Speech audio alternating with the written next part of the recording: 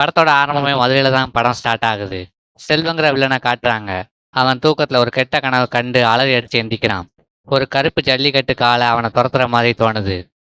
அவன் கண்ணு முழிச்சு பார்த்ததுக்கப்புறம் ஒரு காளை மாடு கத்துற சத்தமும் கேட்குது. அவன் ஏதோ ஒரு பாவம் பண்ணியிருக்கான்னு படம் பார்க்குற நமக்கே தெரியுது. இந்த டைம்ல தான் மன்சூர் அலிகான் என்ட்ரி கொடுக்குறாரு. அவரும் சென்னையில இருந்து செல்வத்தை பார்க்க மதுரைக்கு வந்திருக்காரு. மன்சூர் அலிகான் சென்னையில வாட்டர் பிசினஸ் பண்ணிட்டு இருக்காரு. செல்வ வீட்டு வாசல்ல ஒரு புதுசு மாதிரி இருக்கிற கருப்பு பல்சர் பைக் ஒன்று நிக்குதுங்க. செல்வம் அந்த வண்டியை மன்சூர் அலிகான் கிட்ட கொடுத்து சென்னை கொண்டு போக சொல்றாரு. இந்த வண்டியை நீயே வச்சுக்கொண்டு சொல்லி செல்வம் அவர்கிட்ட கொடுத்துருந்தாருங்க. மன்சூர் அலிகான் அந்த வண்டியை எடுத்துக்கிட்டு சென்னைக்கு வராருங்க. அப்படியே கதை சென்னைக்கு டிராவல் ஆகுது. அடுத்த சீன்ல ஹீரோ மாசா என்ட்ரி கொடுக்குறாரு. ஹீரோவும் வாட்டர் கேன் பிசினஸ் தான் பண்ணுதாரு. ஹீரோ ஒரு செம லோக்கல் வண்டியான எக்ஸல் வண்டி தான் சுத்துதாரு. ஹீரோ ஒரு அப்பாவிங்க. ஹீரோவுக்கு தங்கச்சி மட்டும் இருக்காங்க. அவங்க பிரெக்னண்டா இருக்காங்கன்னு ஒரு குட் நியூஸா ஹீரோ கிட்ட சொல்றாங்க. ஹீரோவுக்கு மேரேஜ் பண்ண பொண்ணு பாக்குறாங்க. மேட்ரிமோனி மூலமா ஒரு பொண்ணோட ப்ரொஃபைல் ஹீரோவுக்கு பிடிச்சு போகுது.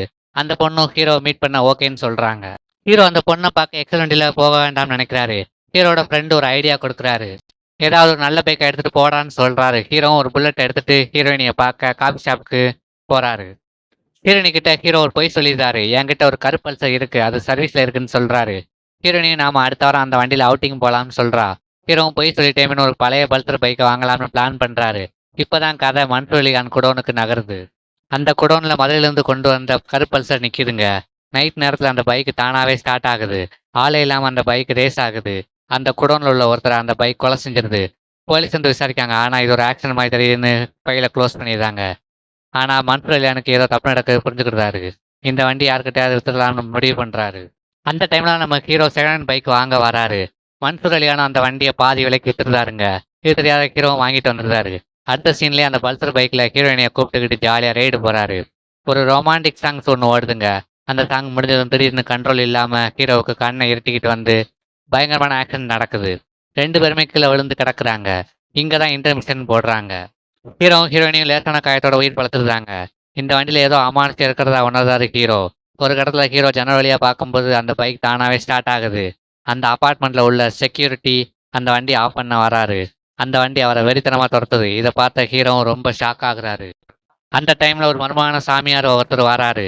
அந்த வண்டி மேல விபூதி போட்டு அந்த வண்டியை நிப்பாட்டுறாரு. வண்டியை பார்த்து நீ வந்த வேலை முடியட்டும்னு சொல்றாரு.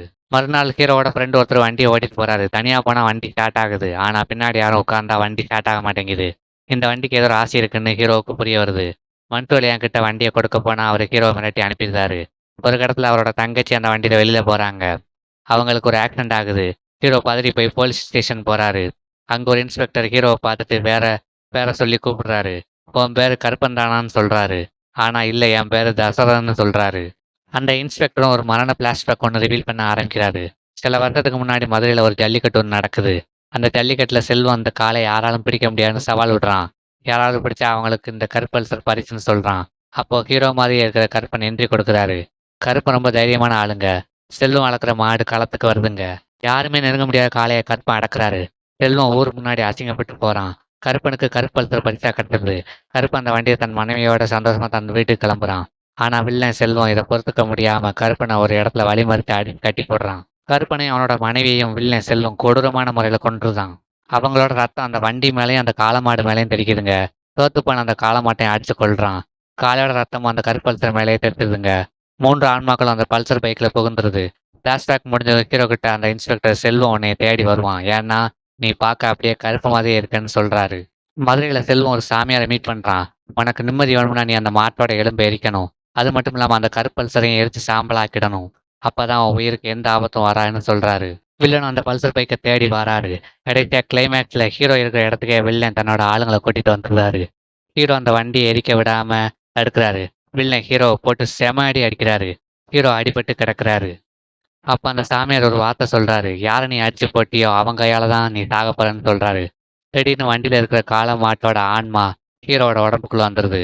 ஹீரோ ஒரு மிருகம் மாதிரி வெறித்தனமா எந்திரிக்கிறாரு. வில்லனோட ஆட்களை காளமாடு முட்டி தள்ளின மாதிரி முட்டி தள்ளுதாரு. அங்க இருக்கிற வில்லனோட ஆட்கள் எல்லாம் பறக்குறாங்க. கடைசியா ஹீரோ செல்வத்தை மரண காலம் மாதிரி வேட்டையாடுறாரு. வில்லனோட கதையை முடிச்சிருந்தாரு. வில்லன் இறந்ததும் அந்த ஆன்மா அவரோட உடம்பு விட்டு வெளியேறுது. கருப்பன், அவரோட மனைவி, அந்த காளையோட ஆன்மா, இந்த 3 ஆன்மாக்களும் மோட்சம் அடைறத நமக்கு காமிக்கிறாங்க. இப்ப அந்த பல்சர் பைக் சாதாரண பைக்கா மாறுது. ஹீரோவோட லைஃப் நார்மல் ஆகுது. ஹீரோவும் ஹீரோயினியும் ஒன்று சேர்ந்துட்டாங்க. படத்தோட எண்ட்ல அந்த பல்சர் பைக் ஒரு ஞாபகார்த்தமா இருக்கு. இந்த படம் ஒரு நீதிய சொல்லுதுங்க. நாம செய்யற பாவம் என்னைக்காவது ஒரு நாள் வந்து சேரும். வாயில்லா ஜீவன கொன்னா என்ன நடக்குங்கிறத இந்த படத்துல காமிக்கிறாங்க. அமானுஷ்யமும் எமோஷனலும் கலந்த படம் தான் அந்த கருப்பு பல்சர். இந்த படத்த பார்த்து உங்களுடைய கருத்தை எனக்கு கமெண்ட் பண்ணுங்க.